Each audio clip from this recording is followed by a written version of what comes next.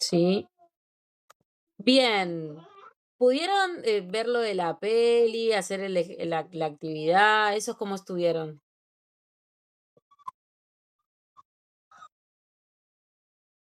Okey, bien.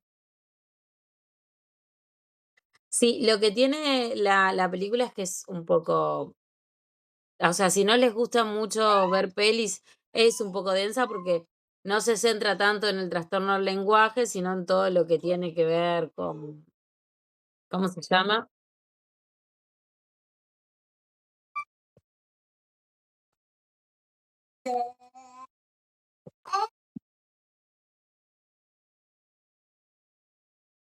Claro, pero bueno, la idea es que después la puedan ver como para poder ir redondeando eso, ¿sí?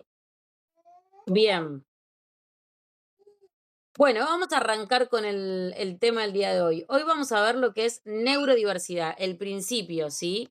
Porque recuerden que neurodiversidad es largo, son muchos los trastornos que tiene que ver. Ahí Iris había dicho algo, esperen que lo leo. A mí me gustó, manda más pelis así. Luego, en realidad, después ahora con esta clase les voy a mandar una serie. Perdón, salí corriendo porque el niño se estaba por tirar del autito. Con este les voy a recomendar una serie y una película argentina, ¿sí? Bien, hoy lo que vamos a ver es todo lo que es neurodiversidad, ¿sí? Esperen que voy al principio, que se me fue.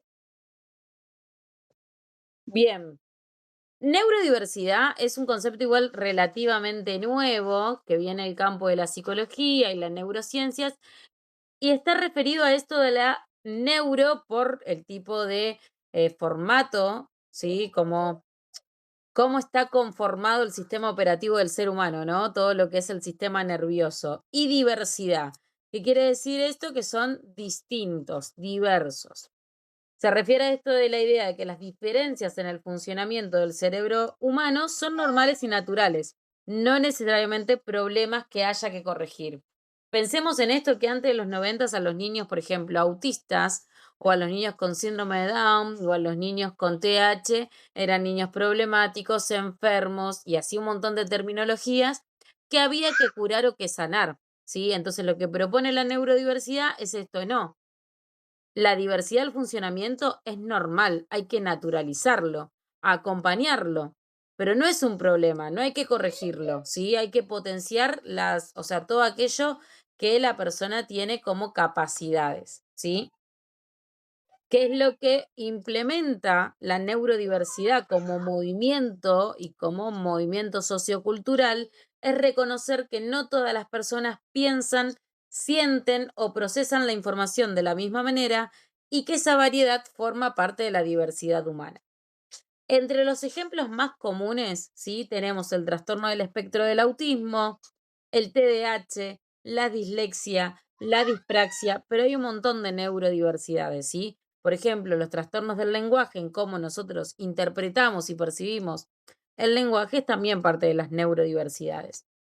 Las personas que tienen estas características suelen llamarse neurodivergentes, mientras que quien tienen un funcionamiento del cerebral más típico, entre comillas, se llaman neurotípicos, ¿sí? La clave de la neurodiversidad es esto de cambiar la perspectiva, ¿sí? Antes, pensemos, como dije antes, era eso que está mal, eso que hay que tapar, ¿sí? Recuerden posta años anteriores en que decir que tenías un hijo con autismo o que eras autista era mala palabra, incluso era utilizado como insulto.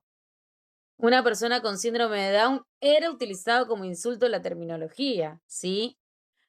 Ahora esta es una forma diferente, es pensar en una forma diferente de funcionar, con desafíos, pero también con fortalezas, ¿sí? Hace un tiempito vi una publicación en Instagram que muestran que un nene, un chico autista, la primera foto muestran de que tenía estaba como en un supermercado muy grande y que donde estaba buscando, que eran como confites, estaban todos revoloteados ahí en un canasto grande. Y que el pibe se agarró y los acomodó todo y quedó hermosa la vidriera. Entonces, como reflexión, la persona, ¿no? Como que la escribía la madre, decía, ojalá algún día Walmart se dé cuenta qué valioso sería contratar a mi hijo autista, porque ahí sí verían orden y no sé qué miércoles más decía. Pero bueno, es esto de ver que son diferentes pero que tienen potencialidades, ¿sí? ¿Qué es lo que propone la universidad? Es que no hay una forma correcta de pensar o aprender, que las diferencias cerebrales son parte de la diversidad humana y que la sociedad debería adaptarse mejor a estas diferencias, ¿sí? El término en sí de neurodiversidad no surge dentro de la medicina tradicional, sino que surge dentro de un contexto político, ¿sí? No es que aparecieron un par de médicos y dijeron, bueno, abramos la puerta a la neurodiversidad, sino que el origen llega de la mano de una socióloga australiana, Judy Singer, ¿sí? Hay una película inclusive de Judy Singer que viene, lo que le sucede a Judy Singer es que tenía a su hija, em, que es Asperger en realidad. Ella después lo aclaró con el tiempo de que su hija tiene Asperger, que es como una rama de la, ¿cómo se llama? Del espectro del autismo, pero no, hoy por hoy cambió muchísimo lo que tiene que ver con, ¿cómo se llama? Con el cómo van diversificando las ramas del DSM-5, que es el Manual Universal de la Salud Mental en nuestro país, y el Asperger no es tomada como parte de autismo, sino como que es un espectro. Tiene como una cosa rara, ¿sí? Esta señora lo que le sucedió que su hija, ¿sí? Eh, es Asperger y lo que hizo fue empezar a pelear por las minorías de las personas con neurodiversidades, ¿sí?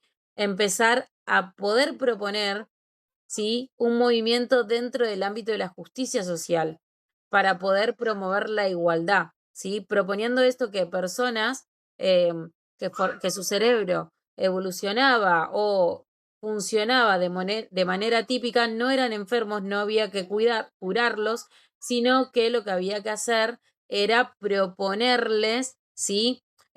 Una manera, o sea, herramientas. Viene muy de la mano de esta película, les voy a pasar, de Temple Grandin, ¿sí? Esa película les vuela la cabeza, pero la señora, imagínense, esto pleno año 50, ¿sí? Em, en donde el autismo era malo, era una enfermedad que había que curarlo, que había grupos de familiares que se reunían para decir, necesito internalizar a mi hijo en un manicomio y cosas así. Y aparece ella, ¿no? Hablando en voz del autismo, Temple dice, bueno, pero o sea, los autistas pueden estudiar, pueden hacer esto, pueden hacer aquello. Y la gente le empezó a decir, ¿y vos dónde está tu hijo? ¿Por qué venís a hablar de autismo? Y ella le dice, no, che, yo soy autista. O sea, yo lo estoy diciendo porque yo soy autista.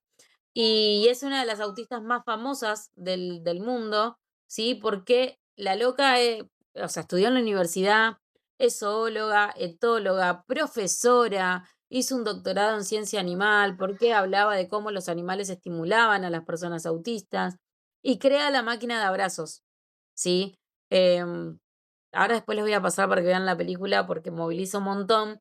Muestra que ella se desregulaba y tenía que dar vueltas en círculo, necesitaba que la apretaran.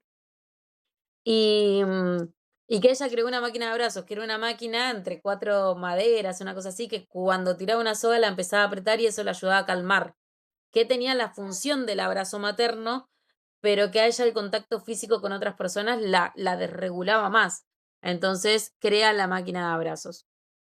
Pero bueno, son grandes referentes de todo lo que tiene que ver con la neurodiversidad y el autismo. Bueno, en este caso, la palabra empezó, de la palabra de neurodiversidad la empieza a utilizar Judy Singer, que formaba parte de la comunidad dentro del espectro del autismo, no porque ella sea autista, eso hay que como remarcarlo porque siempre se mezcla, sino por su hija, ¿sí? Lo que propone Singer es esto de pensar diferencias neurológicas como una forma de diversidad humana similar a la diversidad cultural o de género. Este movimiento empieza cuando aparece el movimiento por los derechos de las personas con discapacidad. Desde los años 70 a los 90 crecen los reclamos por inclusión y lo que cuestiona el modelo médico que veía la discapacidad como algo para curar. ¿Se acuerdan cuando vimos todo lo que eran los modelos? El modelo de salud tradicional, el biomédico, el holístico. Bueno, en ese momento estaba el modelo de lo que está bien o está mal y solo veíamos cuestiones clínicas. Y lo que proponía es, a la discapacidad hay que curarla, no esto de incluirla. Entonces se empieza a hablar del modelo social de la discapacidad, que lo que hace es poner foco en las barreras sociales más que en el individuo. Y ahí aparece el activismo autista, ¿sí? Comunidades online. Piensen que aparece el Internet en el mundo. Entonces, con la expansión del Internet, muchas personas con autismo comenzaron a conectarse. ¿Por qué? Porque el autista lo que le sucede es el contacto social cara a cara, pero por internet crean mejores amigos. O sea, yo tengo mi hijo mayor que sus mejores amigos son neurodivergentes y uno vive en Tigre y el otro en Pilar. Si se vieron 3 veces en la vida es un montón, pero son amigos, construyeron un vínculo. Entonces, en los 90 con el apogeo de internet, ¿sí? El surgimiento de internet, empieza a aparecer la socialización virtual entre las personas autistas. Comienzan a conectarse, compartir experiencias y construir esta identidad colectiva. Un referente clave fue Jim Sinclair, quien defendía que el autismo no debía ser eliminado, sino comprendido. En esto se cuestiona un poco la tendencia de disciplinas como la psiquiatría y la psicología clínica, que lo que veían cuando veían un espectro del autismo y demás, lo veían como déficit, pero centrándose en la mirada del déficit, como es malo, es por bajo del promedio normal. Y acá lo que decían es, pensemos en la neurodiversidad. Que estos conceptos lo que hacen es, se vincularon con las luchas por la diversidad, ¿sí? Porque se potenciaron con los grupos diversos, género, etnia, identidad, se empezaron a valorar las subjetividades y el cuestionamiento de normas únicas de normalidad, ¿sí? La neurodiversidad en realidad surge como una respuesta política y cultural, ¿sí? No vino del área científica, sino de la necesidad de las personas neurodivergentes a ser vistas como seres integrales, humanas y sujetos de derechos, ¿sí? Entonces empezaron ojo que todavía estamos en la búsqueda, esto de desestigmatizar las condiciones como el TDAH o la dislexia.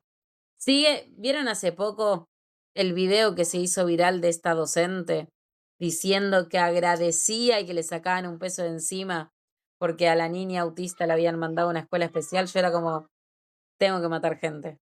Pero bueno, se sigue buscando la desigmatización de eso, ¿no? De lugares más inclusivos, yo siempre digo esto, ¿no? Nosotros en nuestra familia somos neurodivergentes de alta funcionalidad, o sea que, salvo por relaciones sociales, incluso a mi hijo se le notan las relaciones sociales, pero después pedagógicamente y demás no lo necesita, igual que el del medio.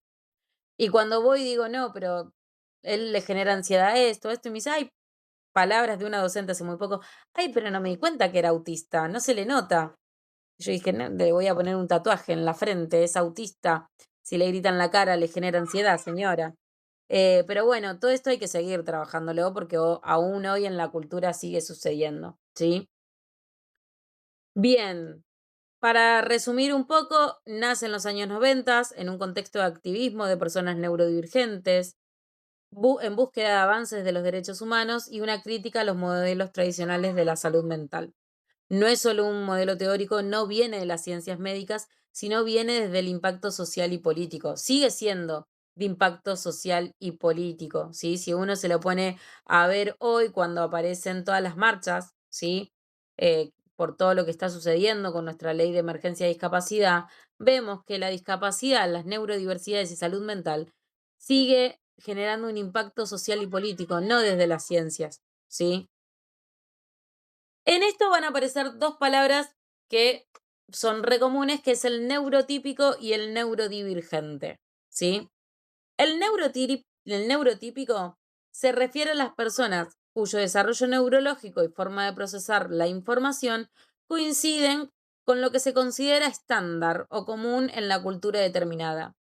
Desde la mirada de la neurodiversidad no implica mejor, sino que es más frecuente o normativo, sino que está pensado para ser aceptado socialmente de una manera, entre comillas, normal y no estigmatizada, ¿sí?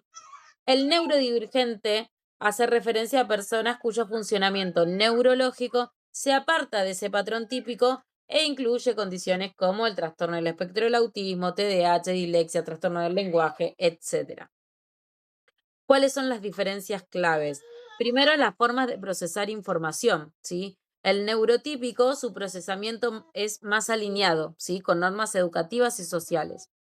El neurodivergente puede haber diferencias en atención, lenguaje, percepción o aprendizajes. Lo otro es la relación con las normas sociales. El neurotípico se adapta con mayor facilidad a las reglas implícitas. El neurodivergente puede interpretar o responder de manera distinta a esas normas. Piensen desde algo como súper básico. A mí hace poco un niño me sucedió que le dije, hola Pepito, ¿y cómo viniste hasta acá? Viajando. ¿Y de dónde viniste? De mi casa. Y era como, no, pero ¿con quién viniste? Con mi mamá. O sea, como que todo me respondía desde la lógica. Y yo de repente era, bueno, pero ¿cómo viniste de tus emociones? Feliz, alegre, estabas contento de venir. Como que hay que ir desmembrando porque todo lo que nosotros entendemos desde lo implícito y lo subjetivo, ellos todo lo abstracto les genera como una herramienta más o un paso más para poder decodificarlo. Em, no sé, desde lo básico. Hace poco mi nene le hicieron un chiste al más grande y estaba en una crisis y de repente volvemos, che, Jere, pero esto te lo están diciendo en chiste. Ay, ¿por qué no me avisan? Yo pensé que me lo estaban diciendo en serio. Después los compañeros diciéndole, no, Jere, te estábamos cargando, pero nos olvidamos que te tenemos que dar el paso a paso y cosas así. Ya, él ya se lo tomó más en gracia, pero bueno, es esto lo que generan las habilidades sociales. Lo otro es la experiencia con el entorno. El neurotípico suele estar diseñado para este tipo de funcionamiento, ¿sí? Pero el neurodivergente puede encontrar barreras, ¿sí? Educativas, laborales, sociales. Pensemos en algo como simple, ir al supermercado con todas las luces LED al mango y la música que te manda el chino ahí a full y que las voces de la gente y que tengamos un neurodivergente que tiene hipersensibilidad sensorial. Entra en crisis, no puede entrar, termina estresado, ¿sí? Y también las fortalezas y desafíos. El neurotípico tiene ventajas en contextos estructurados estándar, pero el neurodivergente puede presentar ciertos desafíos en entornos, pero también fortalezas específicas. Tienen mucha creatividad, el hiperfoco, el pensamiento no convencional. Yo siempre le digo, mándenlo a una selva y el neurotípico va a estar dando vuelta en círculos porque no tiene el celular, no tiene cómo prender fuego y demás. Y el neurodivergente va a tener tanta información, ¿sí? Porque los hiperfocos le generan mucha información y es creativo que va a lograr poder sobrevivir en la selva, ¿sí? Neurodiverso no es lo opuesto a neurotípico, ¿sí? Sino que neurodiversidad, la palabra, abarca todos los cerebros. Tanto el neurotípico como el neurodivergente entra dentro de la neurodiversidad, ¿sí? Neurotípico, funcionamiento más común, entre comillas, o esperado. El neurodivergente, funcionamiento diferente al estándar. Ambos forman parte de la diversidad neurológica humana. Bien, hasta ahí vamos bien.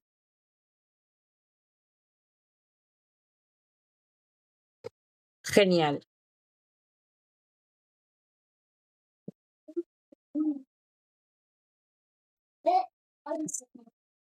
Sí, es autista de...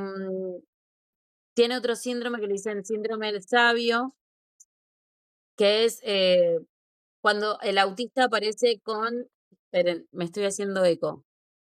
Ay, ¿cómo saco? Apagás el eco. Me hacía eco el micrófono. Por ejemplo, en Good Doctor, sí, el protagonista, hay un montón de series ahora. En Good Doctor, el protagonista es autista, sí, pero tiene síndrome del sabio también. ¿Qué quiere decir esto? Que su coeficiente intelectual es más alto al promedio, ¿sí? Se llama síndrome de Savant. Hay un gran porcentaje que la mayoría de los autistas tienen esto, o sea, incluso todos los neurodivergentes suelen tener con esto del hiperfoco y demás, coeficiente intelectual un poquitito más alto que el del promedio, del neurotípico, ¿sí? Son de altas funcionalidades y tienen esto de altas capacidades intelectuales. Por eso es que a muchos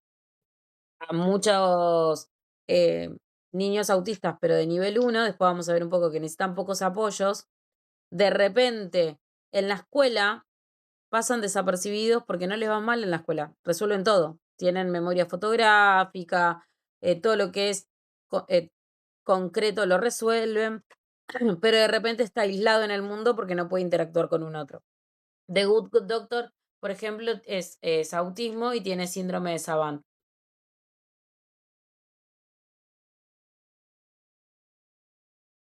Asperger está dentro del trastorno del espectro del autismo. Son también niños, personas, ¿no? Que, ¿cómo se llama? Que tiene dificultades en la interacción social y en la comunicación. Si ellos lo que más se amedrenta es esto de que em, les es complejo tener interacciones sociales, no tienen tal vez la hipersensibilidad auditiva y demás, pero sí esto de que toma todo muy abstracto, porque todo muy concreto, y su comunicación a veces ecolálica, y lo que tiene es que ellos tienen muchos patrones repetitivos o intereses restringidos. Por ejemplo, esto de lo que tiene intereses restringidos y conductas repetitivas es de repente que solo le guste hablar de Sonic o solo le gusta hablar de taekwondo y vos querés sacarlo de ahí, ¿no? Y su hiperfoco va ahí. Y le es muy complicado sacarlo de rutinas, son como muy estructurados. Ellos habitualmente lo que les sucede también es que tienen movimientos estereotipados. ¿Qué quiere decir movimientos estereotipados? Que su cuerpo, para poder regularse mientras que está interactuando con otra persona, necesita moverse. Por ejemplo, nosotros en el espacio teníamos un niño que saltaba en puntitas en el lugar. Después hay algunos que hacen las pinzas, que es esto así, como para poder regularse. O, o el movimiento de brazos, el aleteo. Sí, hay un montón de movimientos estereotipados que hacen. Antes era como separado, ¿sí? Del espectro del autismo. Tiene algunas diferencias, pero se lo toma como dentro del espectro del autismo. Lo que tiene es que el Asperger es una forma de autismo de alto funcionamiento, ¿sí? Em, Tiene una capacidad intelectual y de desarrollo cognitivo promedio o superior, el lenguaje se desarrolla normalmente. Lo que sucede es que en las interacciones sociales y las conductas son más complejas, ¿sí? No imposibles, pero más complejas, tienen comportamientos repetitivos y les es complejo la coordinación motora, se chocan con todo, pero está dentro del espectro del autismo. Bien, ¿por qué se llama espectro? Antes eran autistas, Asperger, disléxicos, o sea, eran todos separados, ¿sí?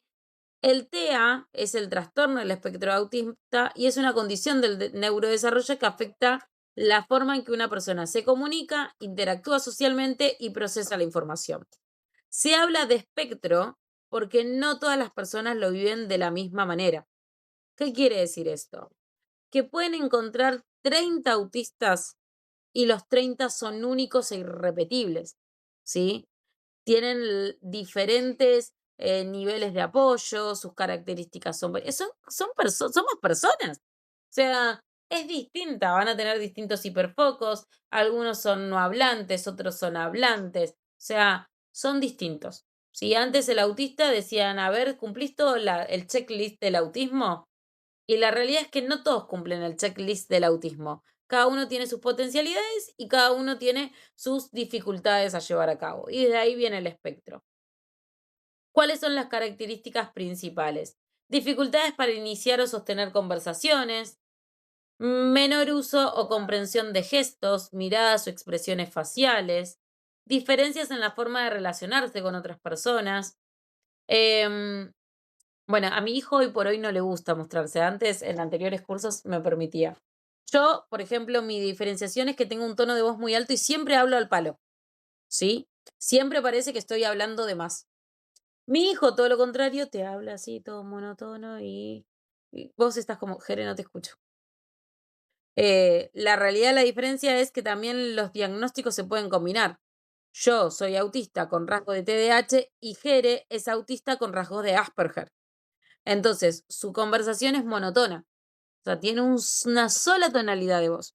Quienes lo conocen, sí, por ejemplo, los que viven acá por el barrio, o sea, le es complejo ese porque él habla en un solo tono de voz. Está enojado, habla en ese tono de voz. Está feliz, habla en ese tono de voz. Y usa palabras muy estructuradas, ¿sí? Tienen intereses específicos o intensos, necesidad de rutinas o dificultad ante cambios y movimientos repetitivos como balancearse o aletear.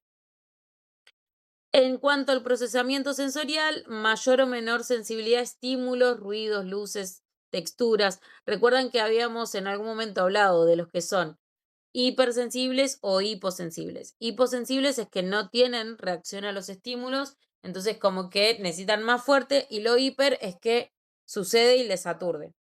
Por ejemplo, hipo son los que no sienten el dolor, que se golpean y como golpean la puerta, no sienten dolor, pero porque no lo procesan. E hiper es que de repente se chocaron la mano y sintieron como que se les agarraba la carne, ¿sí? Esto es algo que aparece desde la infancia, ¿sí? Aunque a veces se identifica más tarde, especialmente en casos más leves, no es que me contagio el autismo, no es que alguien me lo puede meter por una inyección, no. Es la manera en que nuestro cerebro se está formando, ¿sí? No es una enfermedad que se cure, es una forma diferente del desarrollo neurológico y cada persona con TEA es única, ¿sí? Desde la perspectiva de la universidad, el TEA no se ve solo como un déficit, sino como una manera distinta de percibir y estar en el mundo, de ser en el mundo, con desafíos, pero potencialidades, ¿sí? Como para poder tener en cuenta las señales tempranas. Porque, ¿qué sucede? Primero, esto de que las señales tempranas no quiere decir que todos lo hagan, que sí o sí, si algún niño lo tiene, sea ya sí o sí un niño del espectro del autismo, porque esto hay que después desmenuzarlo y ver todo, cómo va evolucionando, el contexto social, el contexto vincular, un montón de cosas, ¿sí? Pero, por ejemplo, en señales tempranas, que es por lo que lo envían a estimulación temprana en los pediatras para las primeras evaluaciones, es no sostener o evitar el contacto visual, no responder a su nombre alrededor de los 9 o 12 meses. A mí me sucede, mi niño tiene 3 años y de repente yo digo, Benja, es más, lo estoy llamando ahora, Benja, ven, ven, Benja. Cuarta llamada, recién ahí me miró a los ojos y igual me ignoró. Me miró y siguió con su juego. Pero no es que no entienda que él se llama Benja, sino que no puede sostener la atención. No responde a su nombre, no señala para mostrar o compartir interés, por ejemplo, señalar un objeto. No imita gestos simples, saludar, aplaudir y poca expresión de emociones compartidas. No busca compartir con el otro. Pero todo esto son obstáculos que se pueden resolver. Vuelvo, por ejemplo, mi niño, el más chico, no sostiene y evita un poco el contacto visual y no responde a su nombre, pero hace desde enero que señala, comparte, imita gestos. Por ejemplo, ayer le cantábamos el feliz cumpleaños y él gritaba, ¡Ey, ey! Y aplaudía para que le canten el feliz cumpleaños, ¿sí? Ya empezó a compartir y a hacer juego a la par. Es mucho también de la estimulación que le demos.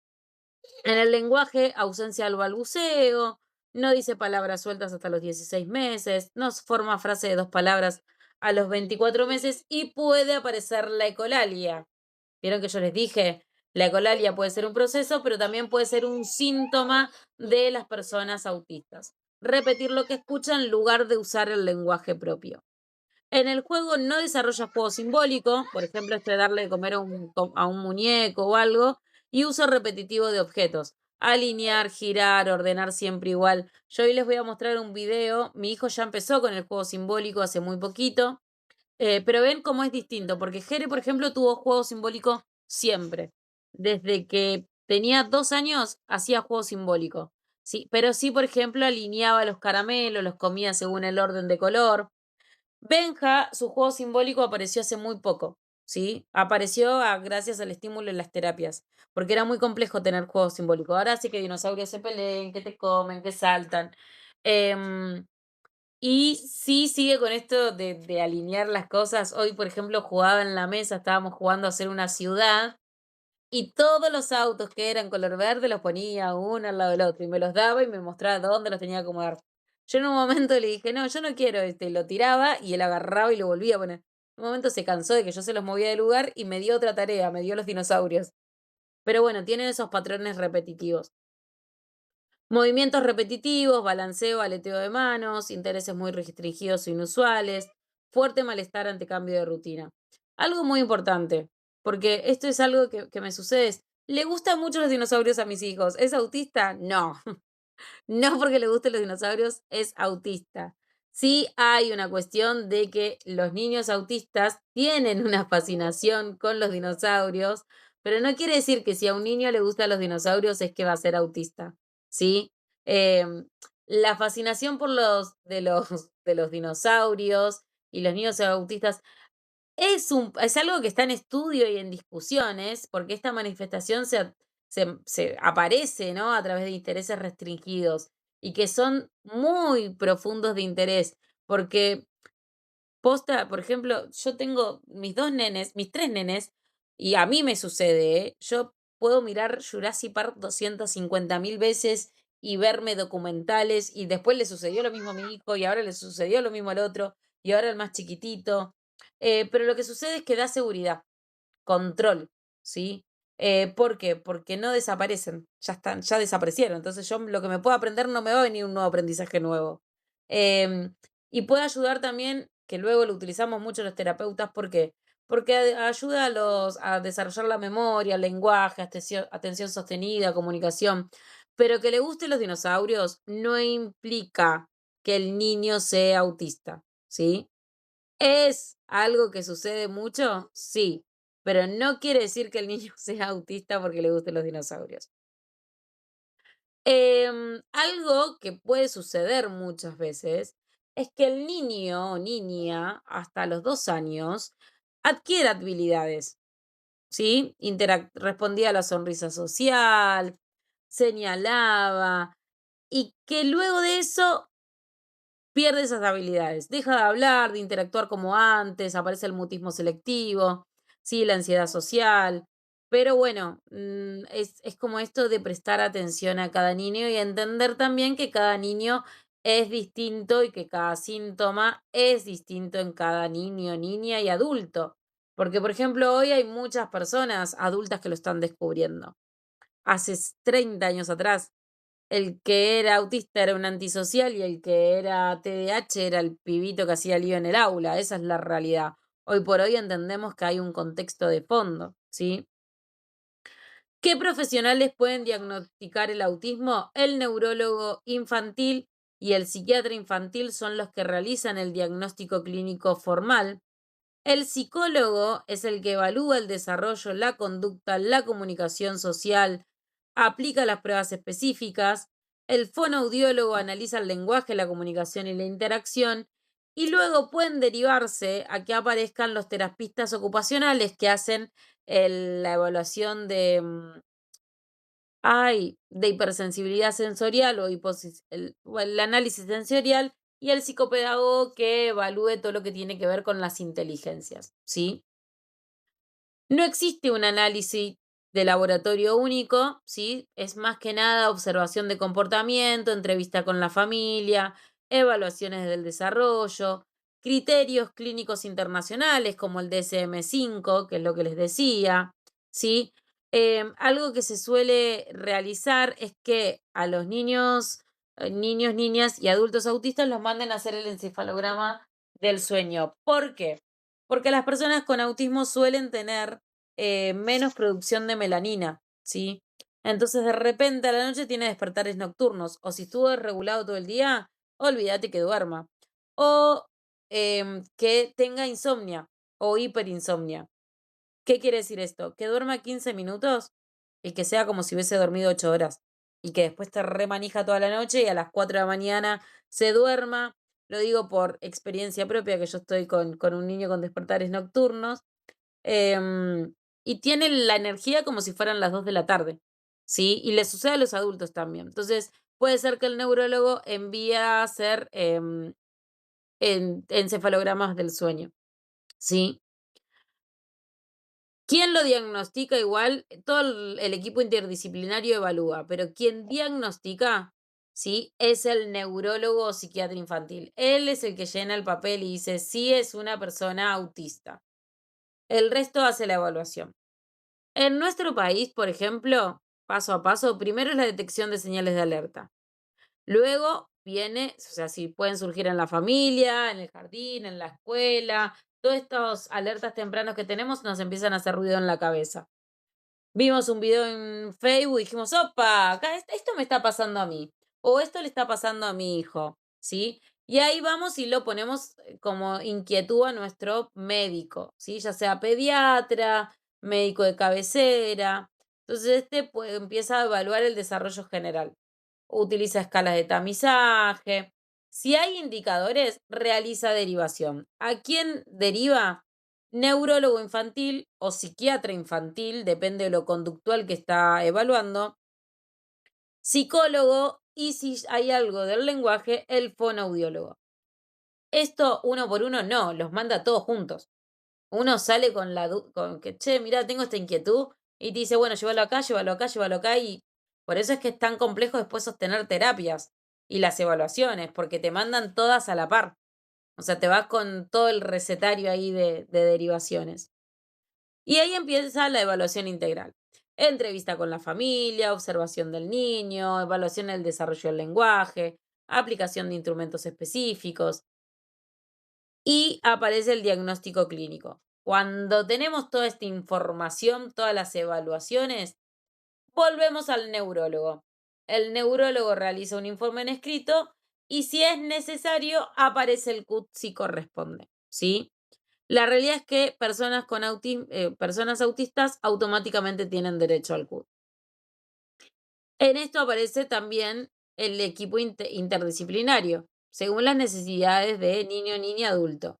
Fonoaudiólogo, terapia ocupacional, estimulación temprana, psicólogo, acompañante terapéutico, etcétera, etcétera. Psicomotricista, hay un montón, chicos. Musicoterapia, no sé, hoy estaba hablando y le dije, nosotros solo conocemos a la psicopedagoga y al psicólogo, pero existe musicoterapia, arteterapia, estimulación temprana, psicomotricista, terapia ocupacional, fonoaudiólogo, foniatra, otorrinolaringólogo. Aparece una gama de especialistas que ni sabíamos que existían cuando entramos en este mundo. Y aparece lo que es la inclusión educativa, que son las adaptaciones al jardín o a la escuela, trabajo en conjunto con docentes, todo en línea con la Ley de Educación Nacional. Esto es agotador para la familia porque el proceso lleva tiempo. Más allá de que es un derecho acceder a la evaluación y el tratamiento, es costoso si no tenemos obra social porque hoy dentro del Estado no tenemos todas las ramas para poder acceder. La familia cumple el rol central porque es el sostén, la contención, y no todos los niños requieren los mismos apoyos, ¿sí? Entonces, ¿cómo sucede en Argentina? ¿Cómo debería de suceder en Argentina, así como rapidito? Sospecha, consulta médica, derivación, evaluación, diagnóstico y acceso a derechos y tratamientos. Complejo en nuestro país, pero bueno, cada uno luego eh, lo pensará en casa cómo ve esto. ¿Cuál? ¿Cuál? Bueno, pero por eso digo, ahí viene todo lo que es uy, me retumba a mí mismo. Ahí viene todo lo que es el acceso a derechos y a tratamientos.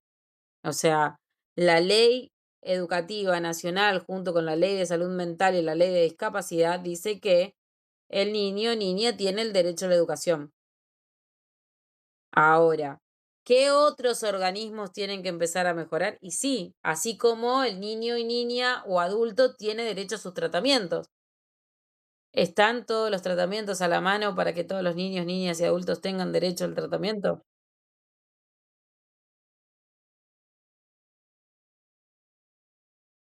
Bien, pero a eso es lo que voy. La ley está. Si el sistema educativo no se modifica, vuelvo, es la idealización, esto es lo que tiene que suceder, pero el sistema educativo es el que tiene que modificarte en pos a la ley de salud mental. Pero también hablemos del contexto social que se está viviendo con la ley de salud mental, en el cual, si un niño no tiene acceso ni siquiera a la evaluación, ¿qué va a preparar después la docente? Si ni siquiera tuvo acceso a la evaluación. Esto es lo ideal. Sospecha, consulta médica, derivación, evaluación, diagnóstico, acceso a derecho y tratamiento. Derecho incluye educación. Educación, por su vez, se tiene que modificar, pero vuelvo, es la idealización de cómo debe suceder y cómo en teoría en Argentina, o sea, hay leyes que están, el tema es que no se aplican, sí, pero bueno, vuelvo. Es la utopía con la realidad social que nos atraviesa, en lo cual sigo diciendo lo mismo. En los 90 la neurodiversidad llega como un golpe para un impacto social y político y sigue sucediendo, y no solo la neurodiversidad, sino a toda la discapacidad y salud mental. ¿Sí? Estamos hablando de salud mental desde pibes y pibas en consumo problemático, pibas con trastornos alimenticios que no tienen hoy grupos de contención, em, y que la cultura y la sociedad la sigue pinchando, pinchando para que sigan no comiendo, aparte de que es un trastorno.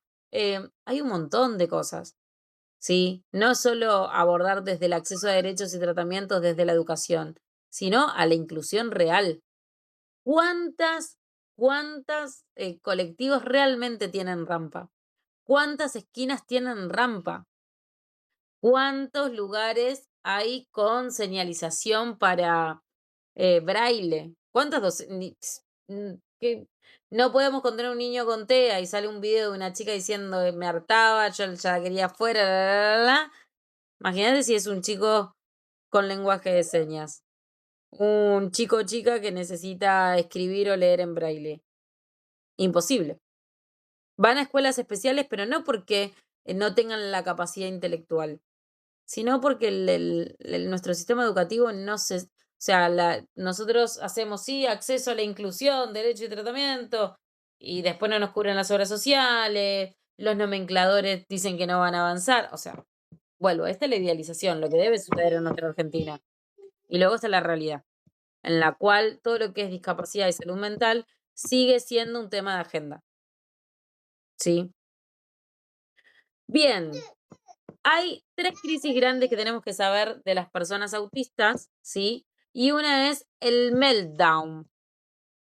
El meltdown, que también son las crisis o desbordes, es una reacción intensa y descontrolada que puede presentar una persona cuando se siente abrumada por estímulos, emociones o demandas del entorno. Hay que entender esto, no es un capricho ni una conducta voluntaria, ¿sí? Sino que es una respuesta involuntaria del sistema nervioso. Por ejemplo, exceso de estímulos, cambios inesperados, frustración o dificultad para comunicarse, sobrecarga emocional o sensorial, ¿sí? Y se puede manifestar de muchas maneras, pero son crisis, literal. Nosotros hace poco tuvimos un niño que viene muy desregulado de la escuela, y justo sale de la escuela y está en el espacio. Y el otro día fue como, son 3 minutos que le dura el meltdown, después bajan solos. Se paró a la onda Goku haciendo un Kame Kameha y gritando "¡Ah!", que nosotras, bueno, lo esperamos, lo dejamos que descargue. Bueno, Pepito, cuando te tranquilices, acá estoy. Grito, grito, grito intenso. En un momento se sentó, se tapó la cara y se lloraba, lloraba, lloraba, le temblaba todo el cuerpo. Al extremo todo, y de repente de la nada frena y dice: "Perdón, me excedí, ¿podemos jugar?". Necesitaba sacar toda esa energía acumulada de la frustración que le generaba, porque estaban hablando del tema escolar. Puede aparecer como llanto intenso o gritos. ¿Vieron que a veces aparece el niño, entre comillas, caprichoso en el chino? que se tira en el piso, llora, llora y que la mamá lo... Bueno, a mí me sucede, yo tengo el niño caprichoso, es más, el otro día en la fila me fui con el bebé más chiquito, no me andaba para pagar con QR, entonces tuve que esperar a que mi hermana venga a buscar el efectivo a mi casa. Él lloraba, lloraba porque había ruidos, música, luces, y yo lo veía que se estaba hiperventilando todo, y empezó como a agarrarse la cara, entonces le di el paquete de pañales para que lo apriete, porque a veces la presión física hace que ellos como que regulen todo el sistema nervioso, y la china me dice, no pagó, darme paquete, y era como, te lo, un ratito, no me lo voy a robar, estoy esperando acá, pero necesito que no pagó, darme paquete. Le saco el paquete, una crisis más grande, y la señora de atrás tirando, ay, qué caprichosos hacemos los nenes ahora. Y yo como, yoga, paz mental, na na na na na na na na. Vino mi hermana, apagué y me fui porque era como voy a explotar. Pero bueno, aparece eso. Dificultad para hablar o responder, necesidad de escapar del lugar. Ahí aparecen los escapistas en las aulas, que algo lo frustró porque no pudo escribir algo y que sale y quiere irse a la pipa, o se quiere ir corriendo. ¿Cuál es la diferencia entre un berrinche y un meltdown? Sí, porque también los niños autistas hacen berrinche y el adulto también. Un berrinche suele tener un objetivo, quiero obtener algo, ¿sí? Y si tengo lo que quiero, me calmo. Ahora, en meltdown no tiene una intención de manipular, sino que es esa sobrecarga y no se controla fácilmente. No es que obtengo algo y me tranquilizo, no. Tengo que realizar toda esa descarga física, ¿sí? Y emocional para poder regularme, ¿sí? ¿Se entendió la diferencia entre meltdown y berrinche? Porque de repente ustedes van a acompañar a alguien y a alguno le va a hacer un berrinche. Pero se van a dar cuenta, a medida que vayan teniendo, se van a dar cuenta cuál es un meltdown y cuál es un berrinche. En un meltdown, la persona, como ustedes acompañantes, mantener la calma, chicas. Otra no queda. Reducir estímulos, ruido, luces, gente, hablar poco y con voz tranquila o llevarnos al silencio, acompañar sin invadir y dar tiempo hasta que se regule. En mi caso particular, por ejemplo, el más chiquitito tiene episodios de hipersensibilidad sensorial, que le aparecen los meltdown por eso, cuando hay muchos... Hoy, por ejemplo, está súper desregulado por esto, por lo que fue su cumpleaños y había mucha gente ayer y demás. Entonces, al momento de dormir o cuando veo que está por aparecer, porque hay alertas tempranas, empiezan como a tocarse más la cara, a correr en círculos, lo envuelvo, hago como un gran taco, un burrito de niño, lo envuelvo, lo abrazo y me balanceo. O sea, lo envuelven, lo ponen así y se empiezan a balancear. Lo regula, porque se empieza a sentir contenido y ahí empieza a bajar. Previo al meltdown, si lo agarré en pleno meltdown, lo dejo. Siempre busco que no haya cosas alrededor para que no se golpee. Em, Nada, tengo unas almohadas y las tiro todo alrededor con peluches y está en el piso. Mientras que no se golpee, yo veo eso, que no se golpee. Una vez que pasa la crisis, suelo levantarlo cuando se está calmando, pero no todavía está calmado, lo levanto y lo llevo a las camas siempre. Habitualmente a mi cama, que es la de 2 plazas y es más grande, lo llevo a la calma y ahí empieza a regular hasta que en algún momento llora, más con angustia, y ahí como que se va regulando tranquilito y de repente vuelve y está radiante como si nunca hubiese pasado nada, ¿sí? ¿Qué es importante? No castigarlos, ¿sí? Porque es algo que neurológicamente lo atraviesa.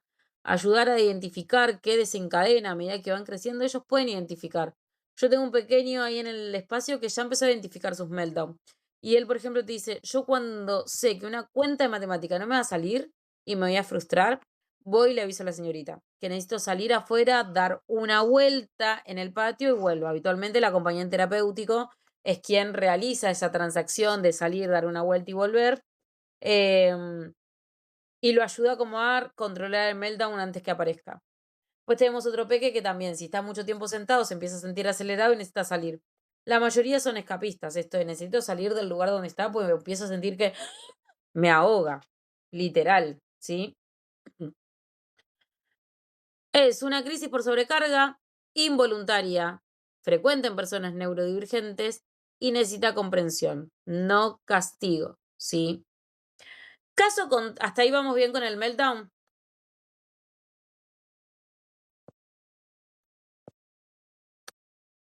Chicas, yo en un meltdown, mi hijo mayor llegó a romper una puerta. En una crisis, yo a todo esto todavía no sabía todo lo que sé, que todavía sé poco en realidad, se resacó y yo no sabía que había que controlar el espacio. Pegó un portazo y él es un pibe grandote, pero tenía 7 años y sacó el clavijero con la puerta no sé dónde saqué el acto reflejo, que yo siempre digo, lo terminé envolviendo y la puerta me dio a mí. Pero, claro, adquieren más fuerza porque tienen adrenalina, necesitan descargar. Y sacó una puerta con todo clavijero, pum, pac. Después empecé, como yo no sabía que era un meltdown lo que le estaba dando, empecé a poner cortinas. Todas las puertas tenían cortinas, los roperos, todo con cortinas estaba. Hoy por hoy él ya se recontrola los meltdowns. Es más, te dice, estoy ansioso, necesito salir a caminar. Sí. ¿Eh?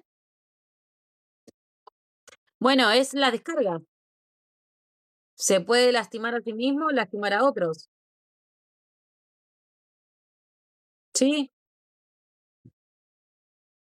Eso de correrlo, tratar de que no esté en contacto con otros niños, es muy, o sea, si es tratado a tiempo, o sea, es tratado y reconociendo estas situaciones, lo que busca es brindarle otras herramientas, por ejemplo, no sé, el mordillo o algo que lo ayude como ay, perdón, que lo ayude como a regularse, ¿sí?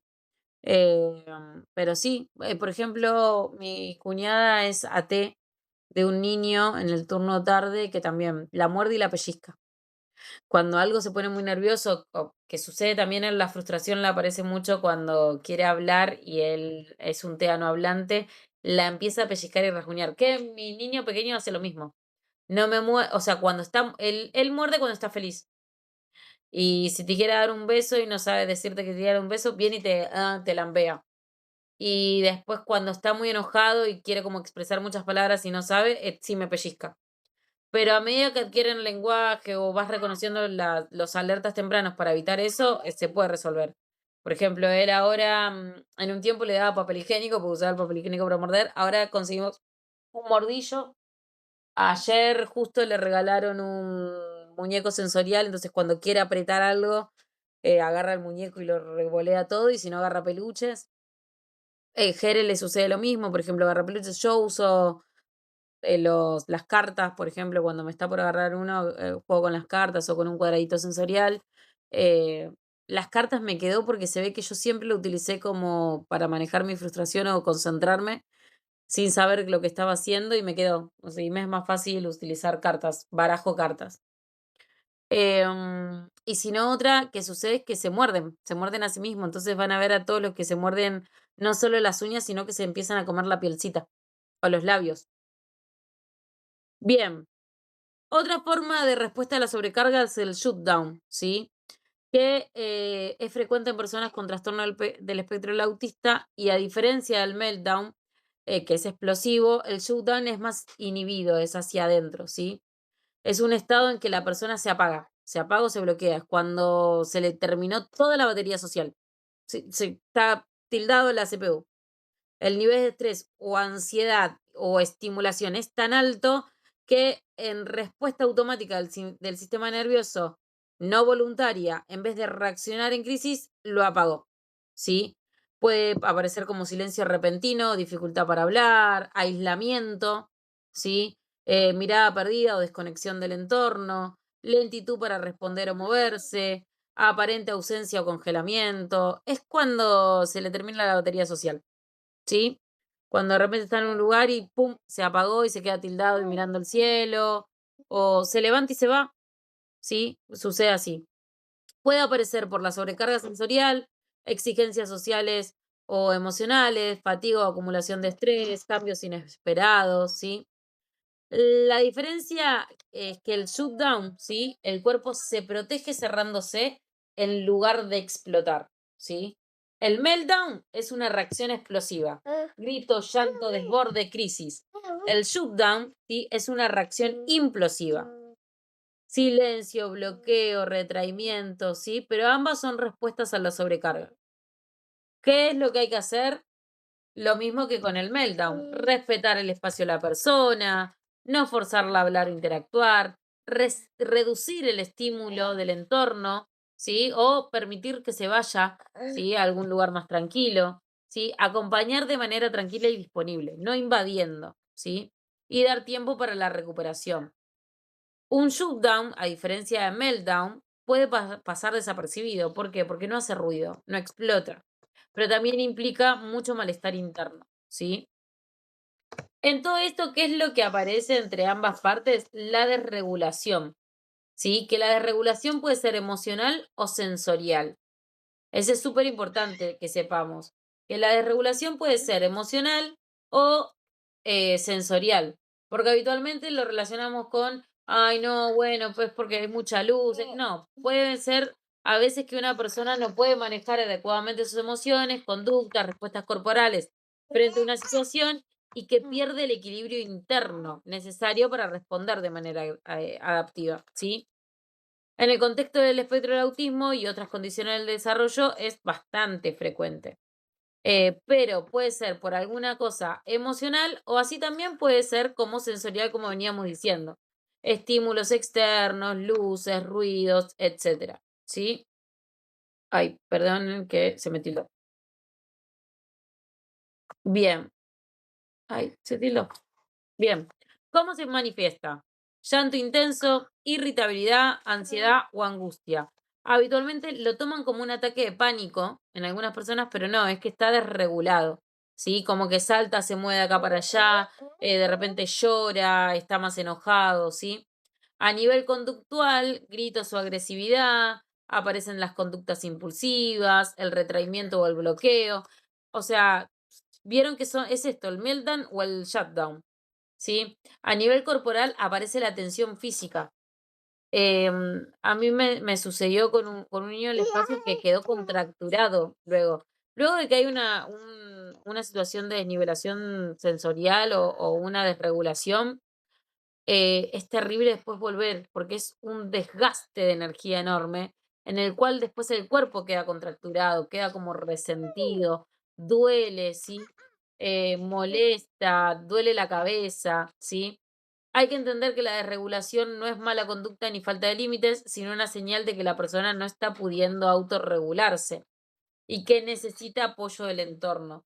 ¿Qué es lo que sucede muchas veces? Es que la desregulación la vemos como la persona que se está portando mal o que es rebelde, pero en realidad es que está sobrecargado y no sabe cómo poner en palabra lo que está sintiendo, entonces termina como en una gran explosión o un gran retraimiento, ¿sí? ¿Hasta ahí se entendió más o menos? ¿Vamos bien? Bien. Me falta el último para que veamos hoy y seguimos la clase que viene. ¿Sí? Bien. Aparece el masking, que es algo que realizan muchas las personas neurodivergentes. Masking, vuelvo a que piensen que todo esto es postulado desde la neurodiversidad que se postula en Estados Unidos, ¿sí? En todo lo que es los países anglosajones. Entonces, la mayoría de las palabras están en inglés. El masking es como ponerse una máscara, ¿sí? El enmascaramiento. Es una estrategia que utilizan muchas personas para ocultar o disimular sus características neurodivergentes, ¿sí? Como esto de manera consciente o a veces inconsciente, para parecer neurotípico, realizar conductas que no realizaría, como el contacto visual, o de repente no mover la pierna cuando hay ansiedad, o no utilizar em, no sé, juguetes sensoriales, imitar gestos o expresiones al momento de hablar con otra. Esto de reprimir los movimientos repetitivos. Si es alguien que aletea o algo, hace steaming, que es el de quedarse quieto. Preparar frases o guiones que necesita interactuar en sociedad, los arman en su cabeza, ¿sí? O ocultar sus intereses intensos, como si yo amo hablar de dinosaurios, no voy a decir nada porque voy a caer mal. Y todo eso cansa. ¿Por qué lo hacen? Estigmas, básicamente. Evitar rechazo, burlas, encajar en la escuela, trabajo, grupos sociales. presión social, mucho por experiencias negativas de antes, ¿sí? Puede pasar desapercibido, pero tiene costos enormes, chicas. Em, Cansancio extremo, el agotamiento social, ansiedad y estrés, pérdida de identidad, no ser uno mismo, mayor riesgo de regulación, desde regulación, ¿sí? Que aparezca meltdown o shutdown, ¿sí? Desde la perspectiva de la neurodiversidad se busca esto de reducir la necesidad de masking, no exigirlo, promover entornos más inclusivos, validar las formas auténticas de comunicación y expresión, ¿sí? Y entender a que ese camuflaje social no es necesario, ¿sí? Que lo aceptamos tal cual es, ¿sí? Bien, hasta ahí todo, ¿se entendió todo?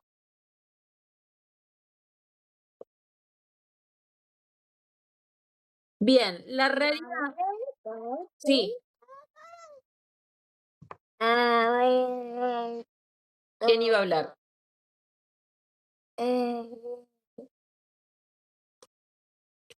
La realidad es que muchos de los casos que les va a tocar, ¿sí? Son para personas TEA a nivel escolar, ¿sí? Em, Entonces, nada, como estos son de los más, son los que es necesario poder comprenderlos para poder acompañarlos realmente desde la inclusión y no ser una herramienta más desde la estigmatización. Bien, les voy a pasar una actividad, ¿sí? Que primero tienen que leer un caso clínico. Martín tiene 8 años y presenta diagnóstico del trastorno del espectro del autista. Asiste a una escuela primaria común con acompañante terapéutico. En el aula evita mirar a los demás, se tapa los oídos cuando hay mucho ruido, tiene gran interés por los trenes y repite frases de dibujos animados. En los recreos prefiere estar solo, a veces camina en círculos. Su situación problemática es que un día, durante un acto escolar con música fuerte, Martín comienza a gritar, llorar, tirarse al piso y no responde a los intentos del adulto para calmarlo. Primera parte es responder. ¿Qué señales de alerta del desarrollo puedes identificar? ¿Qué características del TEA se observan en el caso? La situación del acto corresponde a un meltdown, a un shutdown o una desregulación, y lo tienen que justificar. ¿Qué factores desencadenantes puedes reconocer? Y observas posibles conductas de masking en Martín. Intervención del acompañante terapéutico. Proponer durante la crisis. ¿Qué harías en ese momento? ¿Qué evitarías hacer? Después de la crisis, ¿cómo trabajarías con Martín y qué estrategias preventivas implementarías? ¿Sí? Por último, dice, hay una reflexión final que dice, ¿por qué es importante comprender la neurodiversidad? ¿Qué rol cumple el entorno en la desregulación? ¿Y el comportamiento de Martín es problemático o una forma de comunicación? ¿Sí? Bien, ese se los voy a mandar como actividad. Una vez que la tengan, me la envían, ¿sí? Así como los otros trabajos. Y les voy a pasar una serie de películas, ¿sí? Está Goyo, que es una película argentina, nuevita, que está en Netflix, de Nancy Duplá y el del Marginal, que no me acuerdo el nombre. Luego tienen Atypical, que es una serie súper copada de un niño autista buscando como su propia identidad adolescente. Luego tienen la peli de Judy Temple, así como también la peli de Singer, ¿sí? Que habla una vez más de ella como autista y la otra es como la otra, la de la mamá que buscaba esto de los derechos de sus hijos.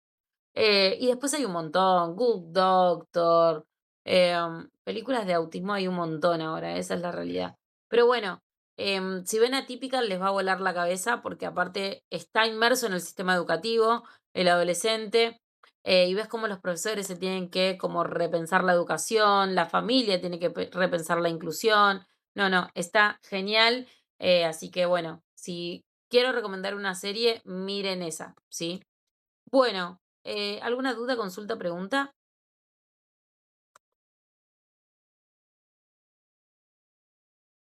Bien, chiquis.